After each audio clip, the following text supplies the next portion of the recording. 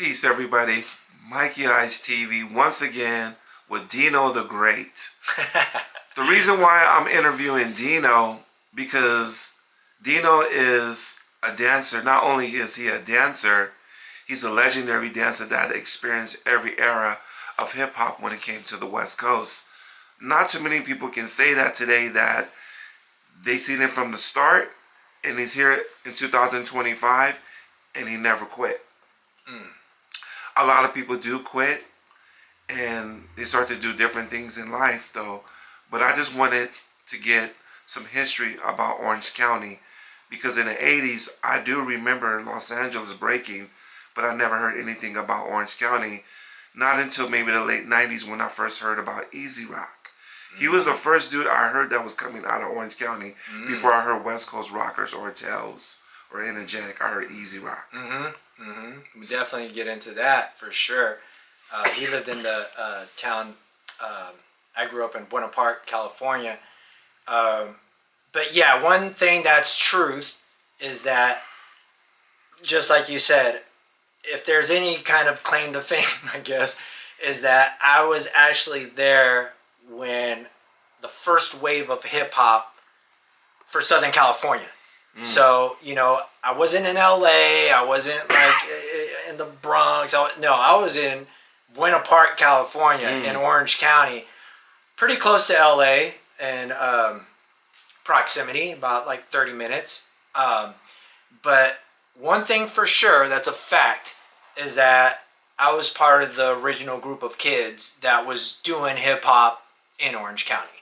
So that's one thing that can't be debated or thrown with opinions or anything. It's like, I was there. Now, is that such a big deal? To some people, maybe, because the ripple effect of what some of us did in Orange County was,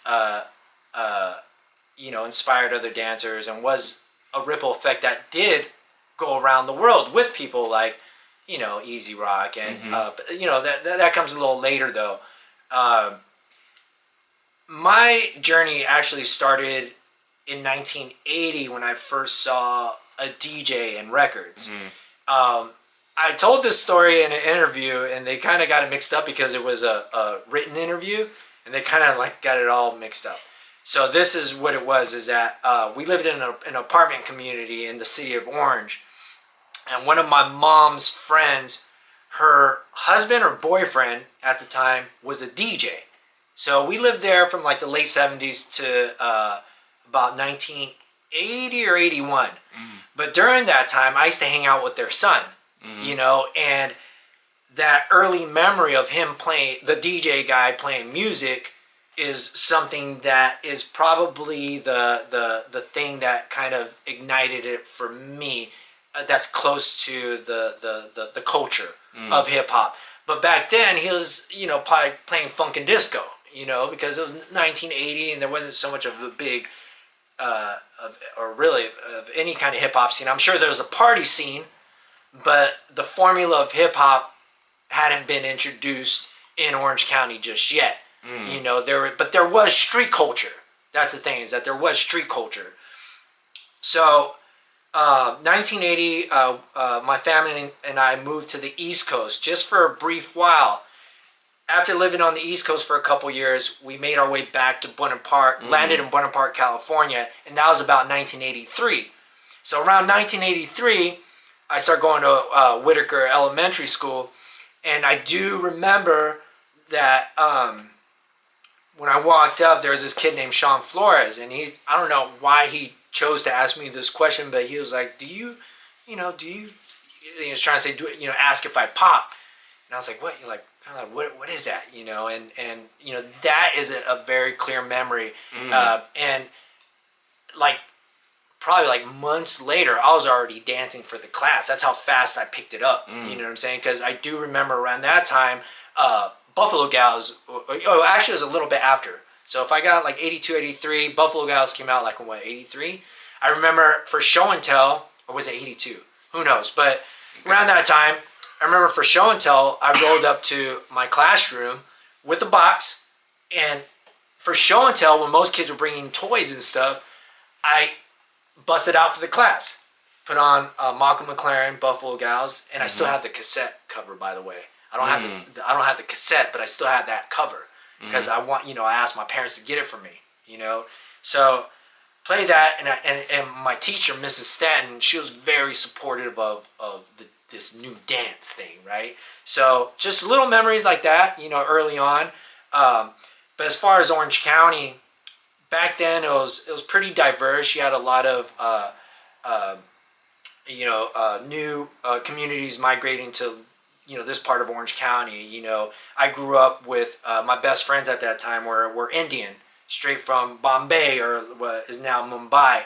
So I grew up with them. They're Indian, but all around us in this apartment community at the Buena Park Apartments, you had like Indian, Asian, Filipino, black transplants from New York, people coming to Orange County that were living in LA, Norwalk. So you had it was a big apartment community. So you had a diverse range of people that were feeling that first energy of hip hop. But my first, wasn't just hip hop. It was like funk music and like what was going on in the streets, so to say. You know what I'm saying? Like the music people were playing, the parties and stuff like that. Even as a kid, I was really observant. But I lived across from Buena Park High School. When you called me and you told me you were in that area, I was like, oh shoot, that's pretty much where it all started for me, because I lived across the street from that high school, and those kids were already starting to break, the high school kids. I was a little younger. And one of those that left a little bit more of an impact on me was this dude named Teddy, who was originally a Puerto Rican dude from Flatbush, Brooklyn, who moved to Southern California, Buena Park, and he was going out with the neighborhood hottie, this other girl named Rita. So I'd hover around them and just kind of like peep him out. He would have like a red windbreaker on, baggies, and like he just looked fresh. He'd have a black hat on, like a beret to the side. And those guys from Buena Park High School, another person to mention, 82, 83, was this dude, Greg, Coco, who eventually people know him for being one of the dancers for Gerardo, that Rico Suave. Okay, but before all that, he was dancing with like Boogaloo Shrimp and going to like Knott's Berry Farm, Studio K, Cloud 9, dancing there throughout the 80s, and that's right down the street from where Easy Rock was.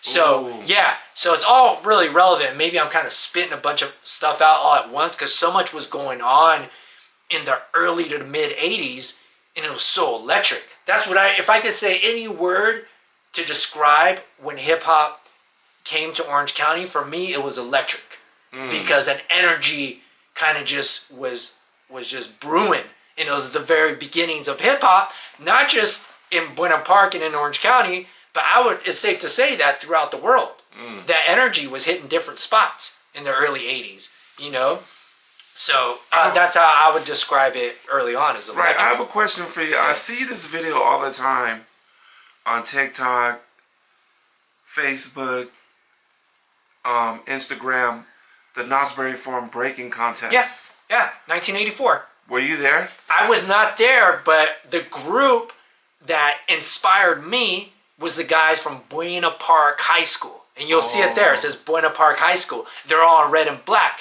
And to this day, that's my favorite color scheme. Red and black. I'm wearing gold and black with my Egyptian lover jacket today, but red and black is my shit. You know what I'm saying? I love that color. Well, you got it on today. Yeah. So, those guys I thought were so cool. And, one of my friends outside of a club a few years back said it really well, because we ran into each other, and he remembers me from when I was a kid. And he said, Dino was in high school before he was even in high school. Meaning that when I was younger, I was hanging out with all the older kids. So like all the high school kids would just let me kind of tag along. And I was like, I grew up like most hood kids, like a little too fast, So like if I'm like 10, 11, 12, I'm already doing stuff that these 17, 18, 19-year-olds are doing. But I was just peeping out the dance. So back then, it was a lot of poppers. So it wasn't just like breaking. Like I think popping and locking was already set like in even before breaking was established, and we were kind of doing, like, I guess you could say, maybe not the so polished version of breaking, because if around that time, 83, you were kind of mixing it up. You'd pop or try to pop, and then you would hit like some breaking moves. Mm-hmm. So it was all kind of mixed up, and we're just kind of bringing in those influences. Maybe not for everybody, but that's how I did it, But there were some really solid poppers that were just focused on that style, and that's what I saw first. People like that dude Coco. His name's Greg. I forget his last name, but he's one of the first people I saw. He worked at the Buena Park Mall. Sometimes I would catch them practicing in front of the mirror at the Kinney shoe store. You know what's crazy? The first time I ever seen him was on Colors. Yeah, he's got that part on Colors with Gerardo.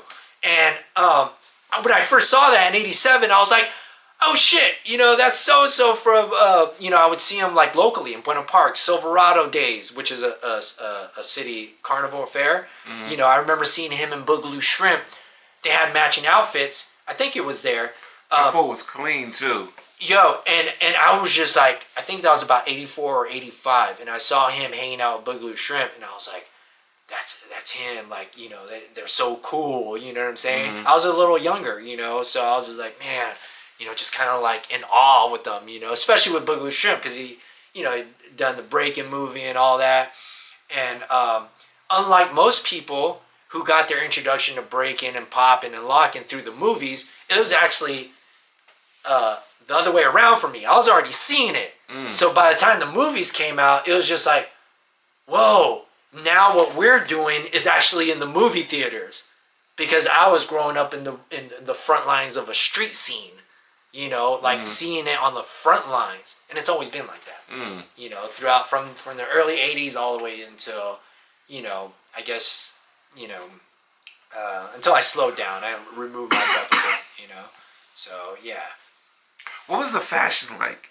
Were you guys into like the bonsai bandanas? And the parachute pants with the spike wristbands? Yeah, I think it was just '80s fashion, but then it got a little more defined, But there was that, and I, so there was the '80s fashion going on with the belt and all that, and the way you would wear your beret or the baggies. We used to go to.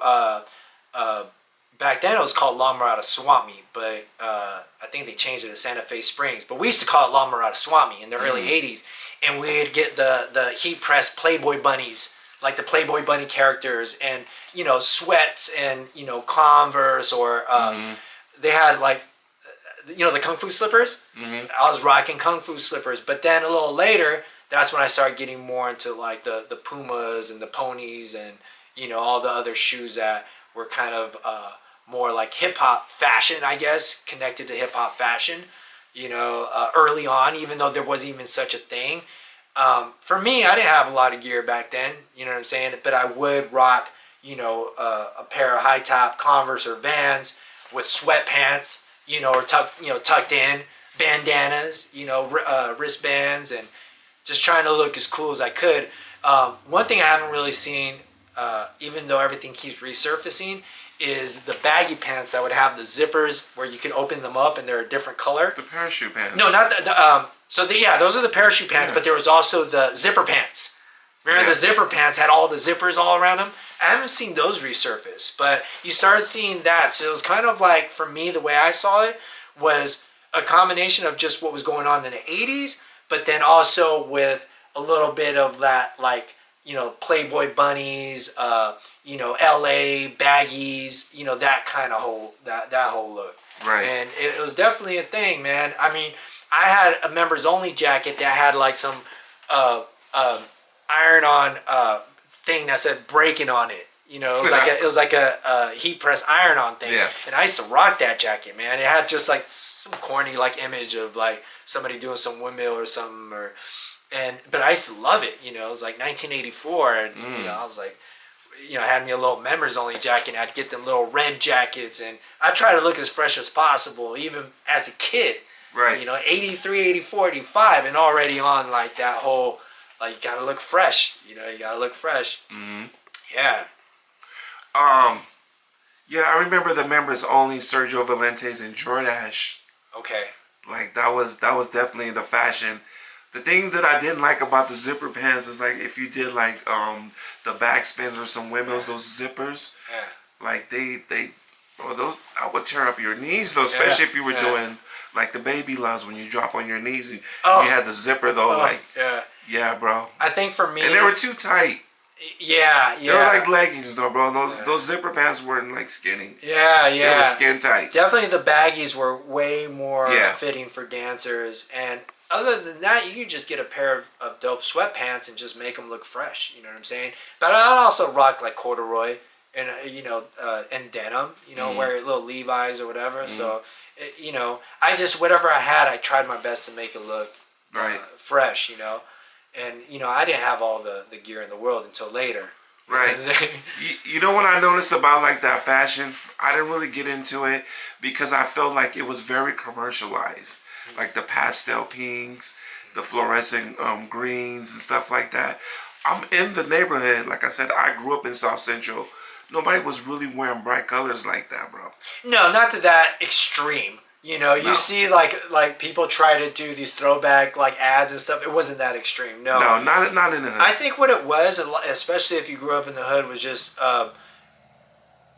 taking something that you have and just making it look fresh. It could just be your little La Tigre shirt and you just popped your collar a certain way, and you got a red La Tigre shirt or a black one, and you match it up with your Pumas or your ponies or whatever you had on your feet. You made yourself look as fresh as possible, So I do think that at some point, though, for sure, is that we began creating this thing called streetwear. Even though most streetwear isn't from the streets anymore, it's like we were creating certain ways of putting things together that made us stand out. I mean, back in the 80s, how we'd turn our hats, to the side or backwards. You get security following you around just for looking a certain way. Now, you fast forward 20 years, 30 years, whatever, they're selling that shit. Whereas before the security would follow you, be like, who are these dudes, and then especially if you had affiliations like on your sweatshirt or something, like your crew, forget it, Oh, can I tell you a little secret about the hat to the side? Do you know why like people really start wearing their hat to the side like that? Specifically the B-boys? Specifically, I don't know. I just started doing it because it looked dope. It was something other than just Right. Yeah. The reason why that they turn their hat to the side because when you were battling, the first thing you can reach for is somebody's hat, so you can grab the brim. Yeah. So if you turned it to the side, you can snatch it, and that's why all the b-boys when they battle, they turn the bill to the side so you won't be able to snatch it from the front. For sure, and a lot of people don't know that. And I've learned those lessons firsthand by somebody just being quick. Yeah, somebody always snatch my hat and try to throw it. So that's the reason why the back hat and turn it to the side became a thing. Well, then eventually it became a statement, because there was very few of us, and especially after the big explosion of everybody trying to break, and when it started fizzling down, yet we knew that it wasn't a trend or a fad. We stuck with it, so we just evolved not only our dancing but also our fashion, and there wasn't even a fashion segment for that. We were doing it. The street kids was doing it, and that whole thing, once the big 83, 84, 85 breakdance thing and the breaking thing kind of started fizzling out, we kept with the fashion. You know what I'm saying? We just kind of like adapted to every era of what we were doing. You know what I'm saying? We weren't gonna wear the tracksuit anymore. Now it's kind of like you evolved it into something else and made yourself look fresh for the current music that was out, for the current fashion. Somebody started doing something new, you picked up on it, and you started adapting, and then eventually things naturally evolve, yeah, a little something. That's awesome. Fast forward, I remember like around 91, 92, there was a club at Magic Mountain called After Dark. I never went towards that out that way. And it was all Latinos. It was a party crew. I heard about it in Street Beat magazine. Mm-hmm. And then somebody said, you got to go to Knott's because that's where they're battling. I never went out to Knott's Berry Farm in the 90s. I only stayed at Magic Mountain. But I see here, like we're in Buena Park. Right.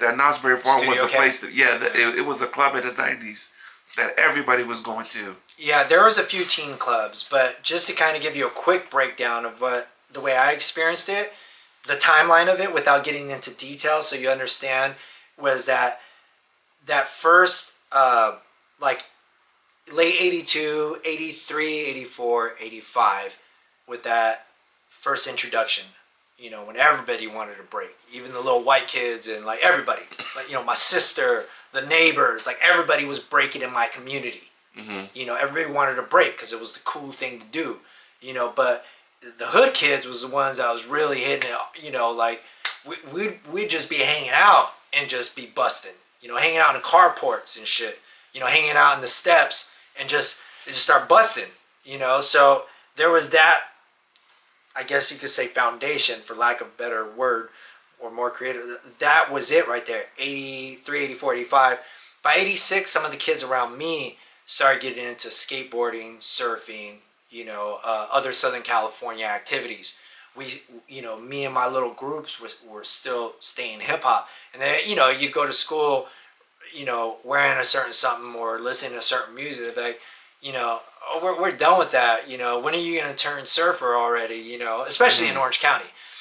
And that's a whole another story, but because eventually the culture ended up just kind of crossing over one way or another, because later in the 90s, it was actually skate companies that were more interested in sponsoring me more so than hip-hop companies, or hip-hop brands, so-called hip-hop brands. Anyhow, where was I going with this? Okay, so early 80s, mid-80s, around mid-80s, that was the first glimpse that I got of party crews. Not the party crews of the 90s that you're referring to. I was seeing my older sister. Her and her friends had a group called Ultimate Dream Girls. They were a freak crew. So there was freak crews going on, party crews, that whole kind of Trenier era and what they call freestyle music, the beginnings of freestyle music, which I never really liked that as the name for that genre of music. We used to just call them jams. Like, oh, that's the jam, and it was dance music. Then they later got into, like, that whole Stevie B era, that high energy disco and all that. But what I was doing is I was just staying really observant and involved in anything that was like dance related.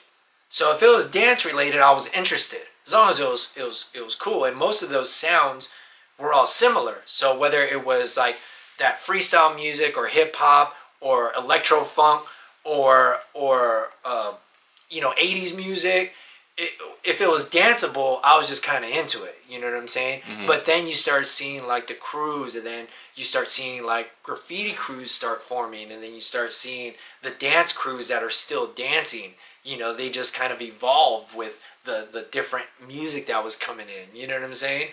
So there was little eras within the 80s. So within that decade, it wasn't just all the 80s. And that's why I always kind of like, it's a little weird for me when, when somebody does like throwbacks and this is kind of jumble the 80s all together. I didn't experience it like that. I experienced it like first with the early 80s, mid 80s, mid to late 80s, up until the very late 80s, the golden era of hip hop, which I consider 1988 through 1993.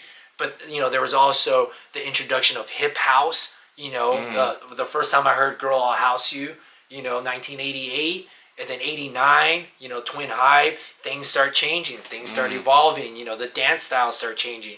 And then the early 90s comes, the revival of breaking, that's when I linked up with Easy Rock. Ooh. Yeah, 1991. 1991. Yeah. Did he have a hip hop shop back then in 91? When I first met Easy Rock, and without getting into the details of our interaction and our dialogue when we first met, he was doing airbrushing at that same swap meet where I used to go in the 80s to get mixtapes and kung fu slippers. and you would catch culture there at that swap meet in the 80s because they'd be dancing there too. It was just everywhere.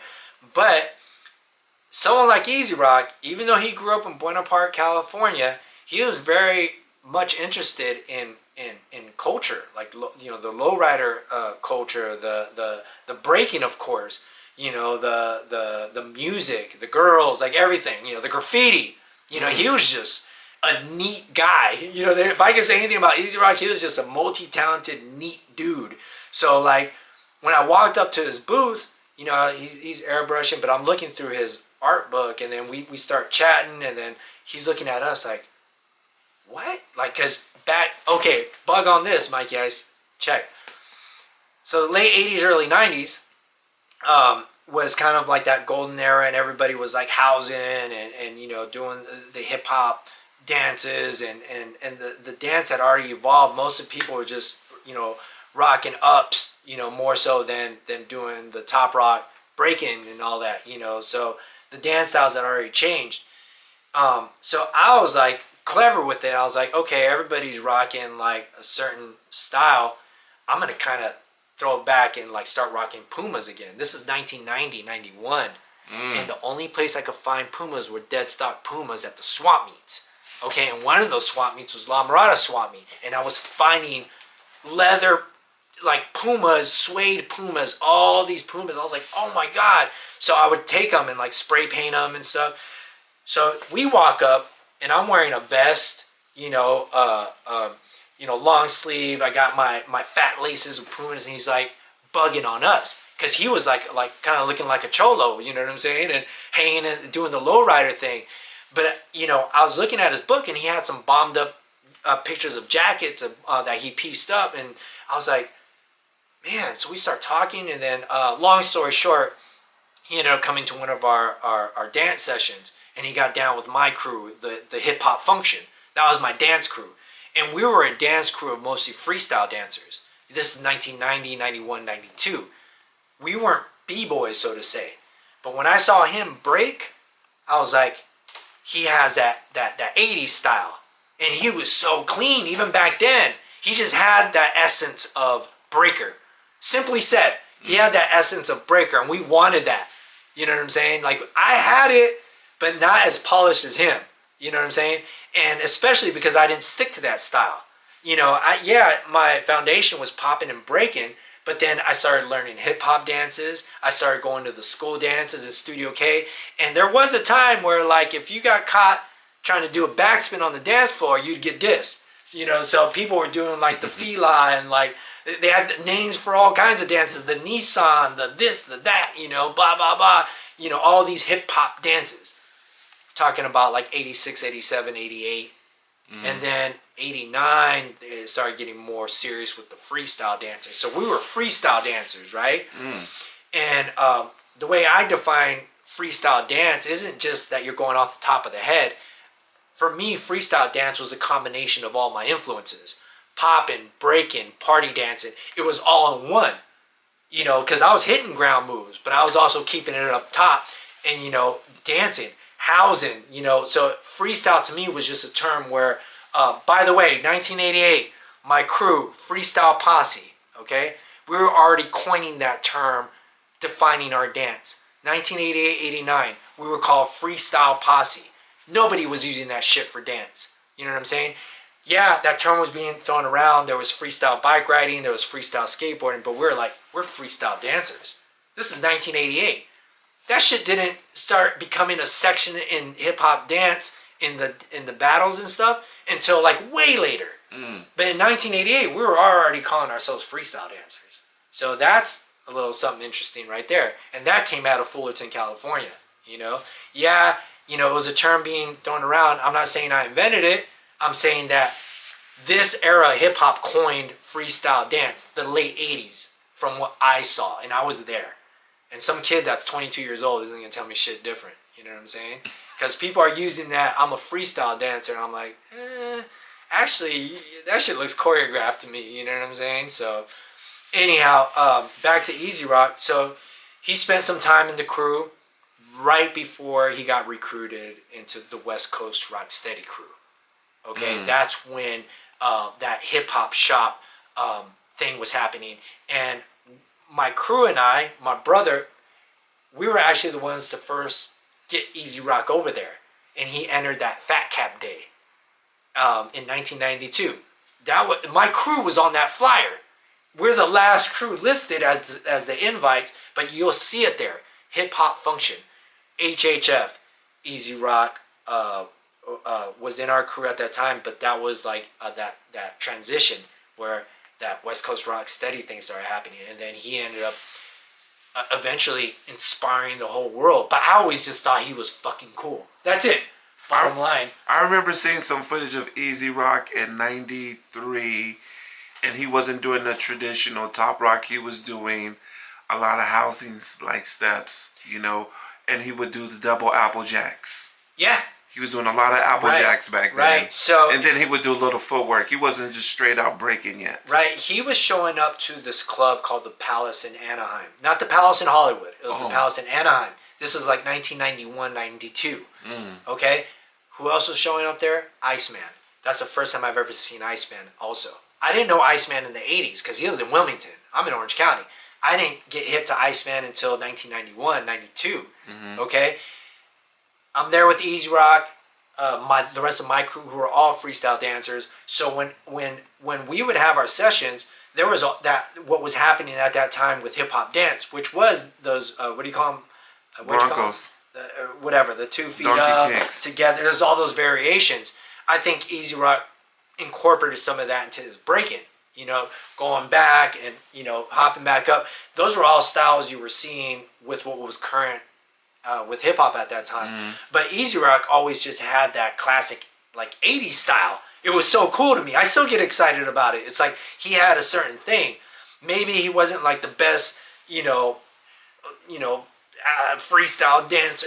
Like he wouldn't care about that. His thing was like, yeah, I could do a little of that, but I break. And eventually he like polished the heck out of his style and became one of the greatest. Because if you ask anybody, their top 10 breakers, most likely Easy Rock falls on that list next to Ken Swift, next to all the other greats, But to this day we're friends, and I saw his journey. But the same interest that I got, I also got when I first saw Coolski, okay?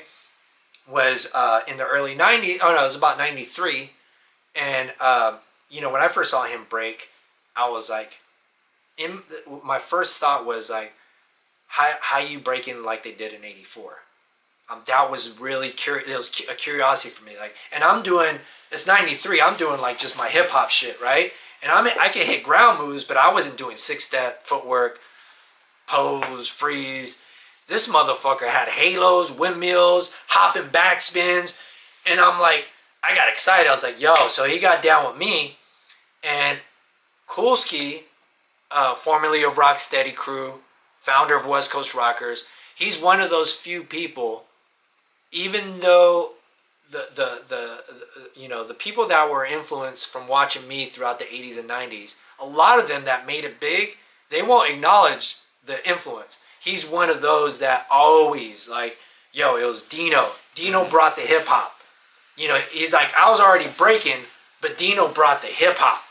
So when we would have our dance sessions, it was like, yo, like, you don't have to just, keep doing this. Like, just dance that shit out. Experiment with it. So we would be on the ground experimenting. That's why his style was a little more like, it was kind of like borderline, not so traditional. He had some kind of awkward signature moves, you know what I'm saying? The little rolls and shit.